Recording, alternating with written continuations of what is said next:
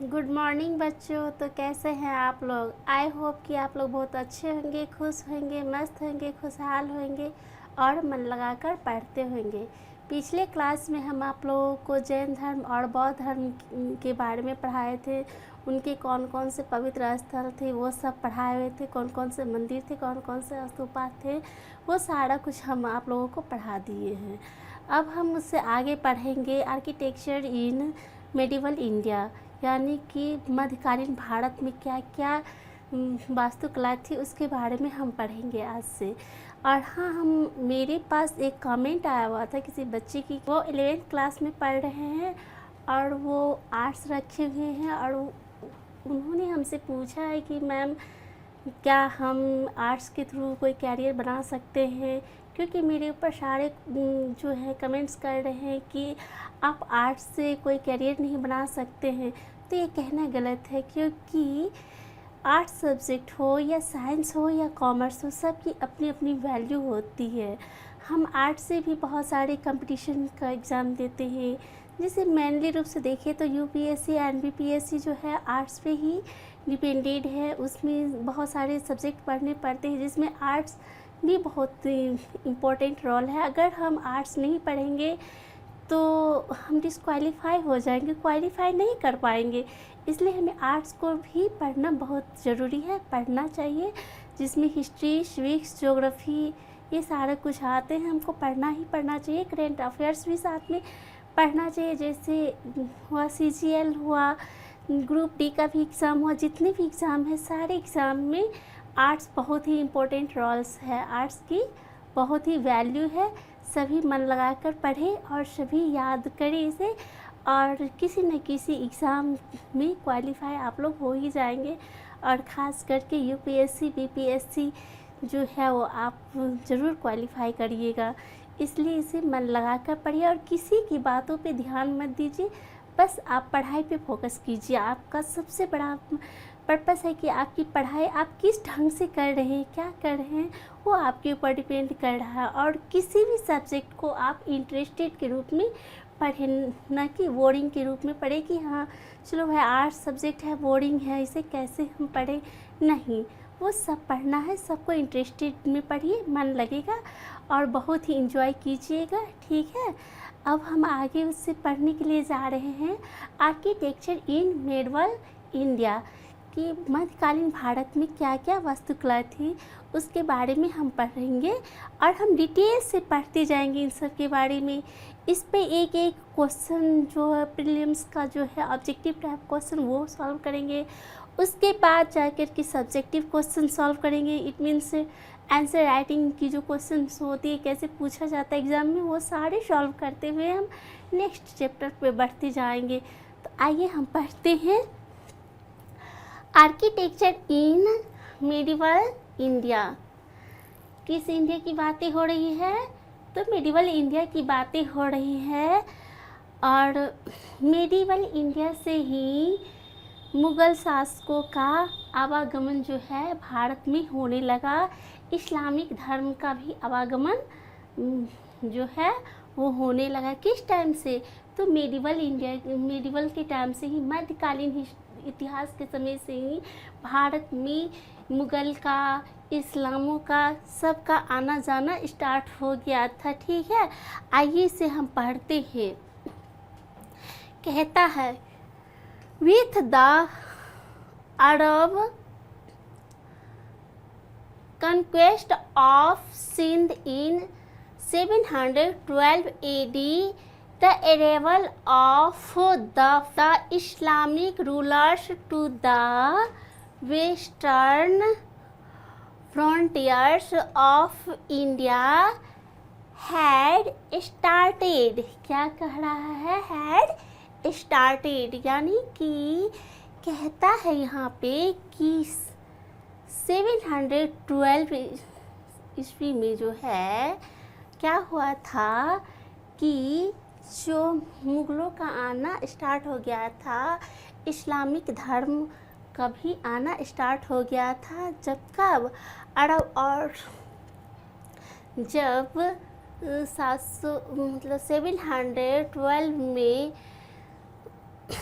सिंध पर जो है कंक्वेस्ट ऑफ सिंध, यानी कि यहाँ कंक्वेस्ट मीन्स होता है विजय, जो क्या कहता है कि 712 ईस्वी में जो मतलब सिंध पर अरब के विजय के साथ ही मध्यकालीन भारत का शुरुआत हो गया था। किस में? तो वेस्टर्न फ्रंटीज यानी कि पश्चिमी सीमा पे, भारत के पश्चिमी सीमा में मध्यकालीन लोगों का, इस्लामिक लोगों का आना जाना स्टार्ट हो गया था। अब देखिए कहता है by the 12th century AD the throne of Delhi had been occupied by an Islamic ruler which remarked the onset of the medieval period of Indian history। क्या कहता है कि 12वीं शताब्दी में जो है दिल्ली पर जो है किसका पूरा शासन हो गया था? तो इंडो इस्लामिक धर्म का जो है वो पूरा का पूरा शासन हो गया था, आना जाना स्टार्ट हो गया था। और उसका जब शासन शुरू हो गया था, जब इस्लामिक धर्म अपना शासन स्थापित कर लिए थे, तो उस समय से भारत में मध्यकाल की शुरुआत हुई थी। क्या कहता है? Medieval period of Indian history, यानी कि भारत के इतिहास में क्या हुआ था? तो मध्यकालीन भारत का शुरुआत हो गई थी। मध्यकालीन भारत की क्या हो गई थी? शुरुआत हो गई थी। वहाँ से चिन्ह देखने को मिलने लगा था। किस समय से? तो मतलब 12वीं शताब्दी में से ही और 712 ईस्वी में ही, इस समय जब सिंध और अरबों पर विजय हुई थी, तब इसी टाइम से मतलब इस्लामिक धर्म का आना जाना स्टार्ट हो गया था। आइए इसे हिंदी में समझते हैं। कहता है 712 ईस्वी में सिंध पर अरब विजय के साथ भारत की पश्चिमी सीमाओं पर इस्लामी शासकों का आवागमन शुरू हुआ। कब आवागमन शुरू हुआ था? तो 712 ईस्वी में ही आवागमन शुरू हुआ था। ठीक है, कहाँ पे? तो भारत के वेस्टर्न पार्ट में, भारत के पश्चिमी भाग में इस्लामिक शासनों का आवागमन शुरू हो गया था। तो किस ईस्वी में? 712 ईस्वी में ही। किस ईस्वी में? तो 712 ईस्वी में। और हाँ, साथ साथ आप लोग ईस्वी भी याद करते चले जाइएगा।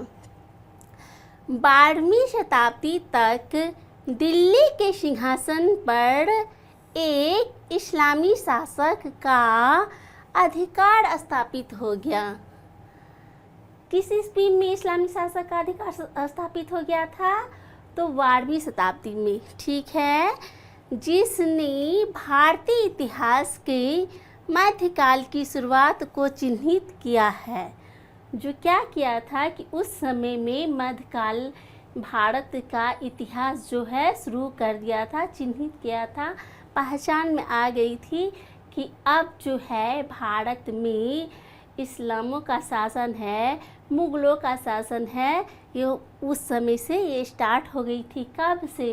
तो 12वीं शताब्दी से। और 12वीं शताब्दी के बाद से बहुत सारे शासक आए, भारत पर शासन किए, भारत को तहस नहस कर दिए। ये सब सारी बातें हम आगे पढ़ेंगे।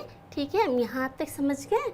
अब आगे बढ़ते हैं। अब इसी में कहता है कि in the subsequent years Indian architecture underwent a massive change. क्या कहता है कि आगामी वर्षों में, यानी कि क्या कहता है, सिक्वेंट मीन्स होता है आगामी, मतलब जो भारत का समय बीत गया, जो पहले जो भारत का समय था वो बीतने के बाद जो नया समय आता है उसे आगामी कहा जाता है। ठीक है, तो आगामी वर्षों के बाद जो है क्या किया गया था कि भारत के वास्तुकला में बहुत सारे चेंजिंग आए थे, बहुत सारे परिवर्तन आए थे। मैसिव मीन्स होते हैं व्यापक, बहुत सारे परिवर्तन, चेंज आए थे। ठीक है, new elements such as calligraphy and ornamentation, क्या है, ornamentation using inlay work were introduced to reflect the tastes and reference of the new rulers। क्या कहता है कि उस समय जब इस्लामिक धर्म आए तो भारत के वास्तुकला में बहुत सारे चेंजिंग किए, व्यापक चेंजिंग किए, और उसको करने के लिए जो है क्या किए थे, मतलब बहुत सारे रुचियों और अपनी अपनी पसंद को उसमें वो दर्शाए थे। और उसमें क्या किए थे सबसे ज़्यादा कि उसमें जो चेंजिंग थे, जो अपनी टेस्ट के अकॉर्डिंग थे, वो चेंजिंग क्या थे, तो कॉलीग्राफी। उसमें सबसे ज़्यादा क्या चेंजिंग आया था, तो कॉलीग्राफी आया था। कॉलीग्राफी मीन्स होता सुलेख, लिखावट, लिखा हुआ। यानी कि जब भी मतलब पहले क्या होता था, एशियंट इंडियन में क्या होता था, प्राचीन भारत के समय में जब राजा और जब वो बनाते थे मंदिर, तो उसमें देवी देवता और का, पशु पक्षी और का मतलब फिगर डालते थे। पौराणिक कथाओं पर उसमें उकेरा जाता था मंदिरों में। लेकिन यहाँ ये इतना चेंजिंग आ गया मध्यकालीन भारत में कि उसने पशु पक्षी के जगह सुलेख दर्शाएं। कॉलीग्राफी, सुलेख यानी कि लिखी हुई बातें, जैसे वो अपनी फारसी भाषा में, उर्दू भाषा में अपनी मस्जिद पे जो है, अपने मकबरा पे वो लिखवाते थे, खुदवाते थे, उस पर फूलों के फिगर बनाते थे, बेलों के फिगर बनाते थे। इस तरह से उसमें बहुत सारे चेंजिंग करते थे। ये इसके अंदर बताया गया है। तो देखिए इसे हिंदी में समझते हैं। कहता है कि आगामी वर्षों में भारतीय वास्तुकला में व्यापक परिवर्तन हुआ। यानी कि भारतीय वास्तुकला में क्या हुआ था कि बहुत सारे चेंजिंग हुए थे, परिवर्तन हुआ। नए शासकों की रुचि और पसंद को दर्शाने के लिए सुलेख यानी कि कैलीग्राफी या कॉलीग्राफी तथा जराई, इनले वर्क मीन्स होता है जराई, यानी कि वो लोग मतलब बनाते थे तो उसमें हीरा मोती ये सब जड़ते थे, सोना चांदी उसके अंदर इंक्लूड करते थे, उसमें लगाते थे, उसे जराई कहा जाता है। द्वारा अलंकरण जैसे नए तत्वों को वास्तुकला में शामिल किया गया है। नए तत्वों को क्या किया गया था, इन सब में शामिल किया गया था। तो देखिए उसमें मुग़ल के टाइम में जो थे, इस्लामिक के टाइम में क्या सब थे, एक तो लिखे हुए थे और दूसरा क्या थे, तो जराई थे, यानी कि उसमें जड़ी का काम होता था, जैसे सोने का, जैसे मतलब हीरा मोती जवाहरात, वो सब महल में, वो सब मकबरा में वो लोग जड़वाते थे। ठीक है, इस तरह से वो उसको सजाते थे और नई वास्तुकलाओं को उसमें शामिल करते थे। कॉन्सेप्ट इस्लामिक, मध्यकालीन भारत में जो शासक आए थे वो सब ये सब ही करते थे। ठीक है, हम यहाँ तक समझ गए। अब आगे बढ़ते हैं। देखिए इसी में कहा जाता है, देखिए क्या सब है, वो किस भाषा की यूज करते थे सुलेख करने के लिए, वो बताया जा रहा है। कहा जा रहा है कि however the local architect retained certain flavors of the local architectural traditions as well. वो क्या करते थे कि वो जो होते थे वास्तुकार जो होते थे, स्थानीय वास्तुकार अपनी पारंपरिक वस्तु की यानी कि फ्लेवर्स की विशेषताओं को इसमें क्या करते थे, दर्शाते थे। कहता है कि thus in the architecture of this flowing period, और उस समय की जो विशेषताएं थी जो इस तरह थी, we see a confluence of Persian style. और उस समय हम लोग क्या देखते थे कि वो जो मस्जिद बनाते थे या मकबरा बनाते थे या महल बनाते थे, तो उसमें वो लोग सबसे पहले तो अपनी पसंद की वास्तुकार करते थे, और उसके बाद जो है वो क्या करते थे, तो फारसी लैंग्वेज में, फारसी स्टाइल में उसमें गुदवाते थे, लिखवाते थे, बनवाते थे।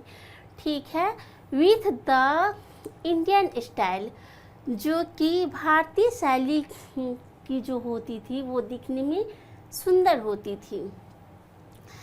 Hence it is known as Indo Islamic architecture और इंडो सारासैनिक आर्किटेक्चर, जो कि क्या थे कि उसे हम लोग किस नाम से जानते थे, फारसी स्टाइल से जो लिखे जाते थे उसको हम लोग या तो इंडो इस्लामिक नाम से जानते थे या इंडो सारासैनिक वास्तुकला के नाम से जानते थे।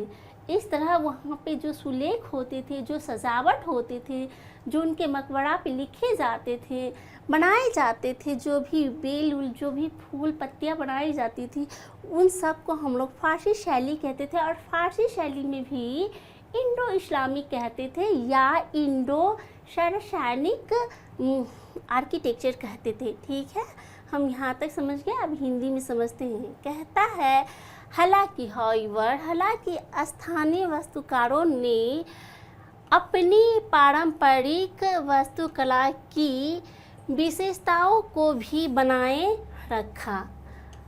वो जो है, जो वहाँ के जो लोकल थे, जो भी स्थानीय शासक थे, जो भी वास्तुकार थे, वो सब अपनी जो विशेषताएं थी उनको भी बनाए रखा, और इस्लामिक जो लाए उनको भी उनमें इंक्लूड कर दिया। ठीक है, इस प्रकार इस काल की वास्तुकला में फारसी शैली और भारतीय शैली का सुंदर संगम देखने को मिलता है। तो किस काल की बातें हो रही है यहाँ पे, ये जो काल है ये किस काल की बातें हो रही है, तो मध्यकाल की। और मध्यकाल में जो वास्तुकला में क्या क्या देखने के लिए मिल गया था हम लोग को, फारसी शैली और भारतीय शैली का दोनों का जो है संगम था। दोनों का क्या था, एक दूसरे का मिला जुला जो था देखने को मिल रहा था कि ये एक दूसरे से कनेक्टेड, एक दूसरे से क्या थे, मिलते जुलते थे। ठीक है, इसी कारण इसे इंडो इस्लामिक वास्तुकला या इंडो सारासैनिक वास्तुकला कहा जाता था। ये दोनों का जो संगम होता था, फारसी और भारतीयों का जो मिलन होता था, उनका क्या कहा, जो मिला हुआ होता था उन्हें इंडो इस्लामिक या इंडो सारासैनिक इस्लामिक कहा जाता था। इंडो इस्लामिक, ये क्वेश्चन आ चुका है, स्टेट विशेष पूछ चुकी है, आप इसे नोट कर लीजिए। ठीक है,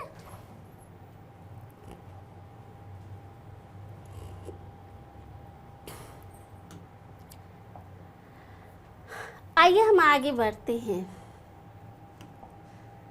कहता है कि अब इसमें कहता है क्या सब इसका फीचर्स है, हम जानेंगे।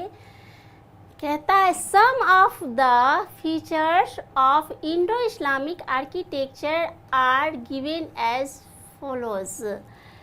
यहाँ पे जो है, जो इंडो इस्लामिक वास्तुकला की कुछ क्या है विशेषताएं दी हुई है, उसके बारे में हम जानेंगे। ठीक है, तो कहता है इंडो इस्लामिक वास्तुकला की कुछ प्रमुख विशेषताएं निम्नलिखित है।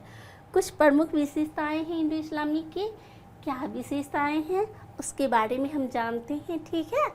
तो कहता है द यूज ऑफ आर्चीज, सबसे पहले इसमें आर्चीज का यूज किया गया था। आर्चीज मीन्स होता है मेहराब, and domes gain prominence during this period.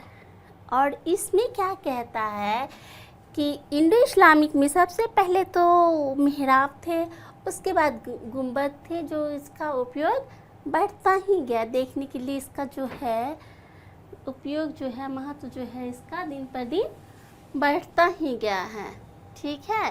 कहता है it was known as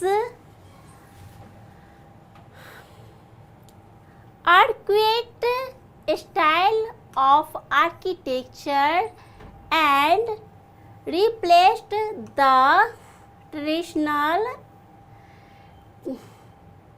ट्राइबिएट style. क्या है? Trabeate style of architecture. देखिए इंडो इस्लामिक में क्या सब थे आर्किटेक्चर, क्या सब आर्किटेक्चर थे? तो उनके समय में था, सबसे पहले तो था उनके समय में महराब था, ठीक है।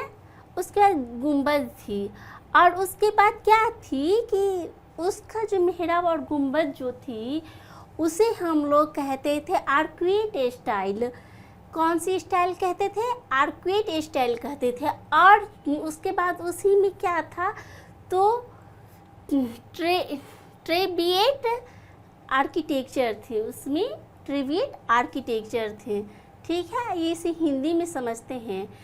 कहता है इस काल में मेहराब, आर्चीज और गुंबद, डोम्स का उपयोग प्रमुख रूप से बढ़ गया।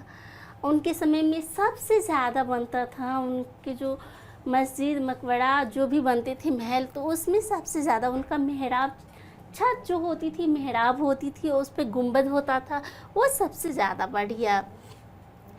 इसे आर्कुएट शैली की वास्तुकला कहा गया। इसे क्या कहा गया? इसे आर्कुएट शैली की वास्तुकला कहा गया, जिसने पारंपरिक ट्रेबिएट शैली का स्थान लिया। किस शैली का स्थान ले लिया? तो ट्रेबिएट शैली का स्थान ले लिया। कौन सा? तो आर्कुएट शैली, ठीक है। ये सब सारी बातें हम मेडिवल हिस्ट्री के बारे में कर रहे हैं। मेडिवल आर्किटेक्चर में क्या क्या हुआ था, कैसे बना था, उनके बारे में बातें हो रही है। मध्यकालीन वास्तुकला में ये सारी बातें देखने को मिलती है, ठीक है। हम यहाँ तक समझ गए, अब आगे बढ़ते हैं। और जितने भी नए नए वर्ड्स हो उन सबको आप लोग याद कर लीजिए, ठीक है। तो देखिए इसी में कहता है, उसमें क्या क्या थे। The Islamic ruler introduce the use of minars.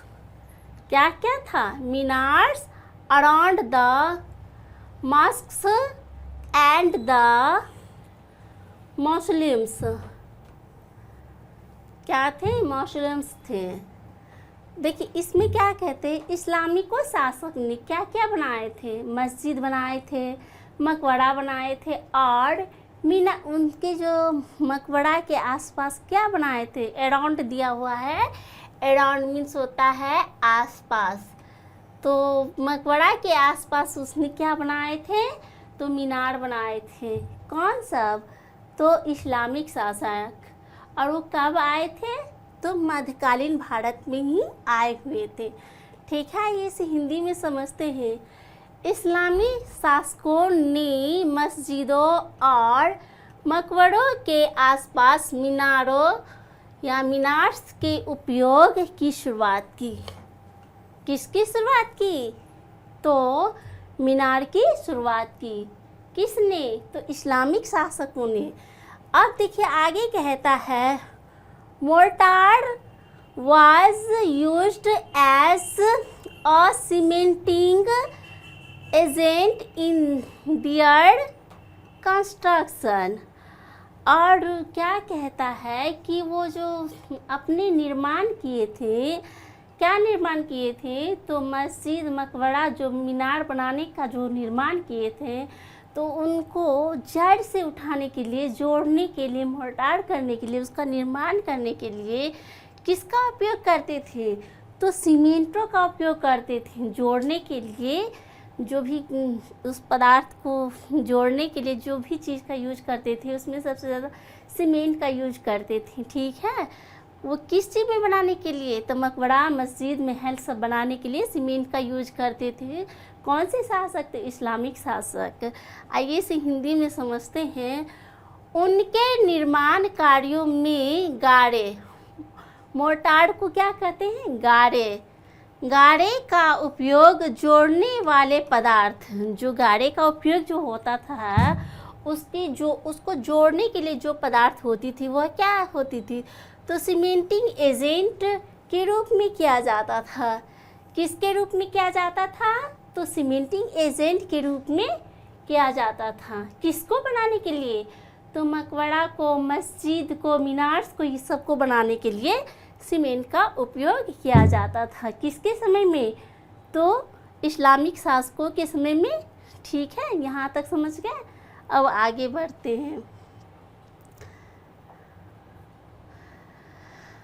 अब देखिए इसी में कहता है, इंडो इस्लामिक के बारे में जानेंगे। कहता है, the Indo Islamic architecture avoid the use of human and animal figures. Indo Islamic जो पहले भी बताए थे कि वो पेड़, पशु, पक्षी, इन सब का वो यूज़ नहीं करते थे, उनका उपयोग नहीं करते थे। वो क्या करते थे, तो लिखा हुआ चीज़ यूज करते थे, लिखवाते थे, गुदवाते थे, जरी करते थे, हीरा मोती जरवाते थे। वो मानव का, पशु पक्षी और का, इस सब का फिगर नहीं बनाते थे। तो वही बात यहाँ कहा गया कि वो जो है ह्यूमन और एनिमल यानी कि मानव और जानवरों के फिगर नहीं बनाते थे, अवॉइड करते थे, वो परहेज करते थे। क्या करते थे, अवॉइड करते थे, दूर हटते थे, परहेज करते थे। आइए इसे हिंदी में समझते हैं। कहता है, इंडो इस्लामिक वास्तुकला में मानव और पशु आकृतियों के उपयोग से परहेज किया जाता था।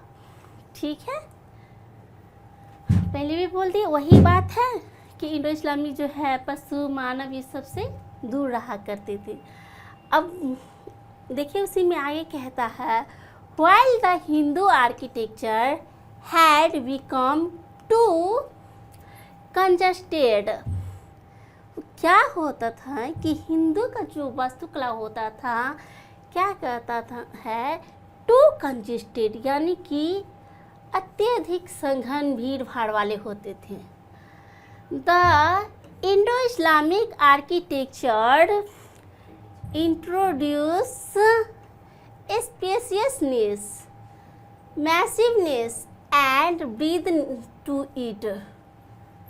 क्या कहता है कि वहीं पे जो है, जो इस्लामिक वास्तुकला में जो क्या था, विशालता थी, भव्यता थी और विस्तारों का इसमें समावेश होता था।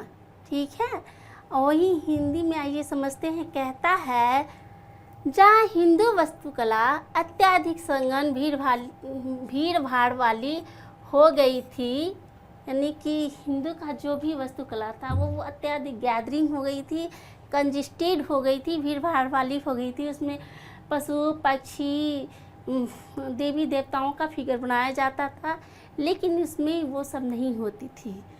वही इंडो इस्लामिक वास्तुकला ने इसमें विशालता, भव्यता और विस्तार का समावेश किया। क्या किया था वो इंडो इस्लामिक, किस किस चीज़ का यूज किया था, तो सबसे पहले की विशालता, वो विशाल था, भव्य था और सुंदर भी था, विस्तार था, वो बहुत बड़ा था। इन सब का उसमें क्या था तो समावेश था। किसके समय में? तो इस्लामिक के समय में। और इस्लामिक कब आए थे? तो मध्यकालीन भारत में आए थे। ठीक है, यहाँ तक हम समझ गए। अब आगे बढ़ते हैं।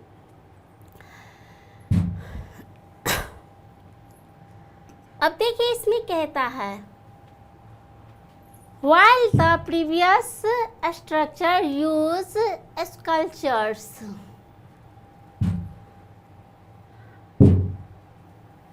as means of decoration, the Indo-Islamic architecture used calligraphy as means of decoration.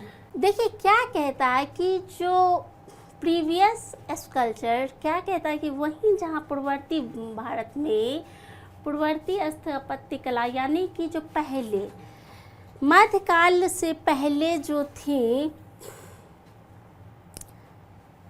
प्राचीन भारत जो थे, एशियंट भारत जो थे, उस समय जो राजा और जो मंदिर बनाते थे तो उसमें मूर्ति सारे कुछ बनाते थे सजावट के लिए। मूर्तियों का, पौराणिक देवी देवताओं का, कथाओं का वो यूज करते थे। लेकिन इंडो इस्लामिक जो थे वो सिर्फ और सिर्फ उल्लेख करते थे, कॉलीग्राफी करते थे, लिखा हुआ चीज़ों को करते थे, जराव करते थे। ठीक है, आइए इसे हिंदी में समझते हैं। कहता है जहाँ पूर्ववर्ती स्थापत्य में सजावट के लिए मूर्तियों का उपयोग किया जाता था, वहीं इस्लामिक वास्तुकला में सजावट के लिए सुलेख कॉलीग्राफी का प्रयोग किया जाता था। किसका प्रयोग किया जाता था? तो कॉलीग्राफी का प्रयोग किया जाता था सुलेख के लिए, ना कि उनके समय में पशु पक्षी आदमी इन सब का उपयोग नहीं किया जाता था। ज़्यादातर उसमें लिखा हुआ रहता था कुछ न कुछ, वो भी फारसी भाषा में, उर्दू भाषा में। और वो लोग सजावट के लिए एक बेल की तरह पत्तियों का यूज करते थे, फूलों का यूज करते थे और कॉलीग्राफी का यूज करते थे। ये सब कौन करते थे? तो इंडो इस्लामिक जो कि मध्यकालीन भारत के समय में भारत आए थे। ठीक है, हम यहाँ तक समझ गए। अब आगे बढ़ते हैं। ओके बच्चों, आई होप कि मेरी यह वीडियो आप लोगों को बहुत अच्छी लगी होगी। अब हम आप लोगों से मिलते हैं नेक्स्ट क्लास में। Okay, bye bye, thank you.